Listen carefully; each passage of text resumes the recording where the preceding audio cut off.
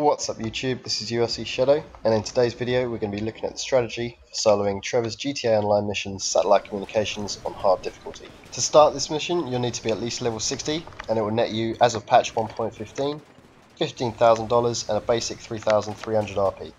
The mission requires you to break into an enemy compound in Vinewood, steal a semi, and deliver it to the drop-off point in Standish Shores. I'll show you 3 ways to break into the compound. The first is going in from the front, the second is an entrance at the side, and finally from the top, parachuting in. Going in via the front can take the longest, but it's the most obvious, so let's start with that. So we're at the front entrance of the compound and we immediately encounter some guards. You're going to want to take out the nearest guard and then use the white cabin on the right for cover as you clear the rest of the area.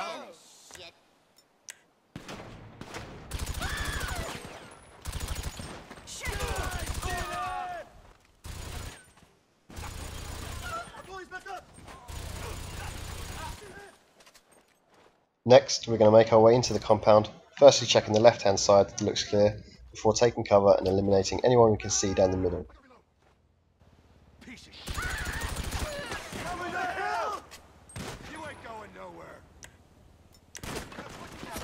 Watch out for this guy with a shotgun. You could try using a grenade to take him out, or wait for him to come out of cover before taking him down.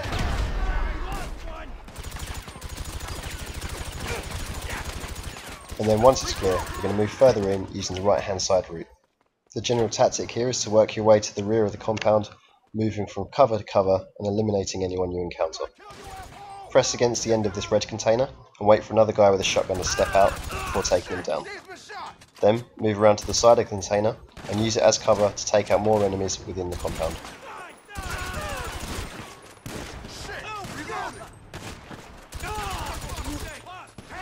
So in this view, you can see the cover we're currently using in this red container.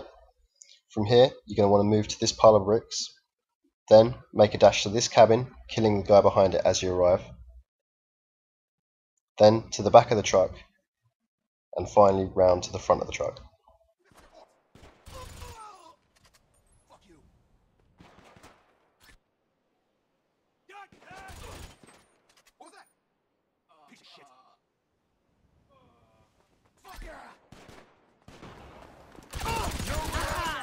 Gotta get back! Watch it! Take cover!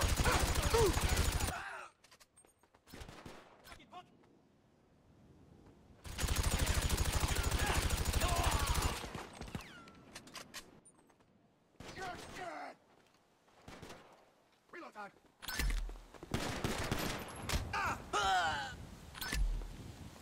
So as mentioned earlier, an alternative entry point is from the side. For this to work, you need to keep your distance from the guards at the beginning so that they don't start shooting at you. If they do, it will make this one much more difficult. Get into a vehicle and drive it around the compound and park side on against this container here. Then stand on your vehicle and climb up onto the container.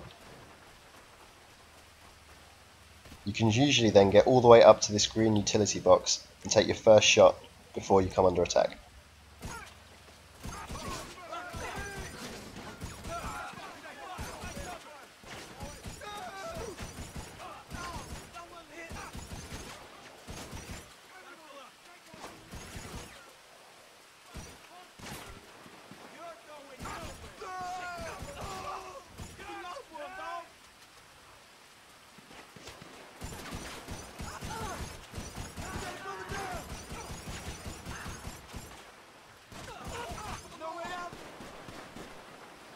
The final top entry point is the quickest and, for me, the most fun.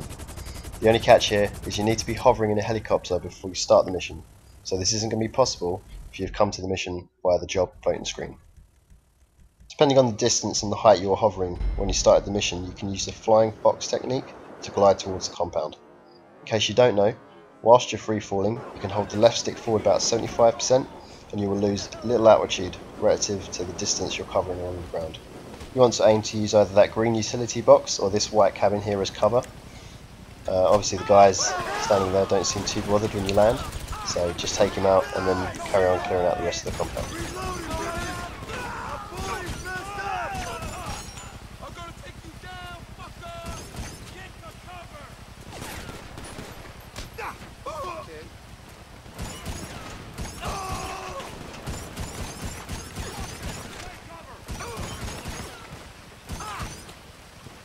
As you can see, I like to use the assault shotgun for all these close encounter battles, but once the enemies start getting too far away, I like to switch to the bullpup rifle, so I've got the extra range.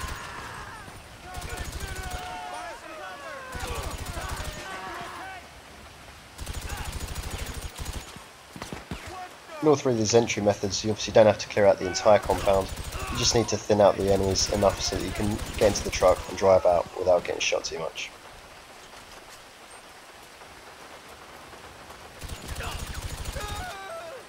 Now that we have the truck, let's move on to the next stage of the mission, which is going to involve a fair amount of off-road driving in order to avoid a driving around half the map. Heading out the compound, you're looking for sections of white fencing on the right hand side of the road, rather than the normal metal barriers. It's the second section we're going to be interested in. There's the first section, and here's the second section. Drive through the fencing to coast down the hill, trying to stay in the middle of this natural valley.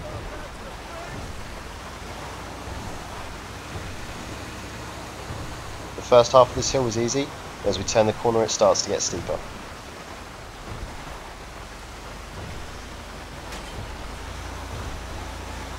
At this point, feel free to hold your brakes and slide down.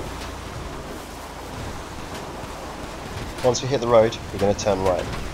Make sure to avoid the traffic and any oncoming enemy bikers, so not like what I just did there. And now at the junction with the dirt road, we're going to slow down a bit and then drive down the hill where there's a gap between the two trees. This hill is steeper than the last. Initially, you aim to stay right at this tree in front of you, and then whilst pretty much constantly dabbing the brakes, try to follow the natural contours of the hill until you reach the road below. Turn left onto the road, again avoiding traffic and bikers. Try not to get too distracted by these bikers. They're only lethal if you stop or if they get in front of you whilst travelling in the same direction. Next we have a right turn onto a dirt road coming up, which we can cut. Look to aim between the two trees, taking care to avoid the lampposts on your right, and then break through the barrier. When this dirt road makes a right turn, just keep driving on straight.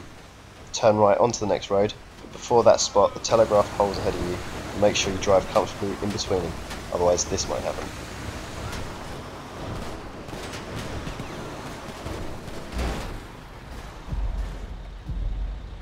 Once you're on the road, head down a short while and then take a left turn onto, yes, yet another, dirt track.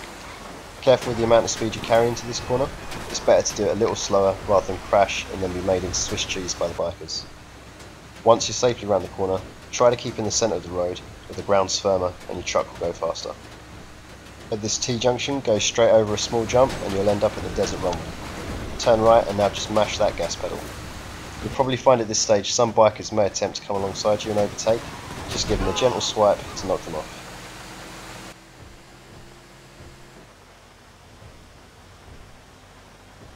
At the end of the runway, you'll want to turn left. The sand will slow you down a lot before you reach the road, so just make sure to stay clear of that petrol station. As you can see, it's not just you that you have to worry about causing an explosion.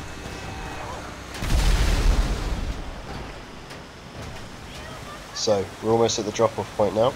Just cross the rail tracks and then it's the second right turn. The bikers should stop chasing you soon, so all that's left for you to do is bring the truck gently to the rest over the yellow marker. And there you go guys.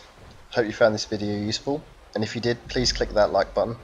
I plan to keep making more of these, so if you want to click the subscribe button, you'll be notified when I put new videos up. Also, please feel free to check out my other videos, including a speedrun of this mission, as well as other high paying GTA Online missions like Extradition. Thanks for watching.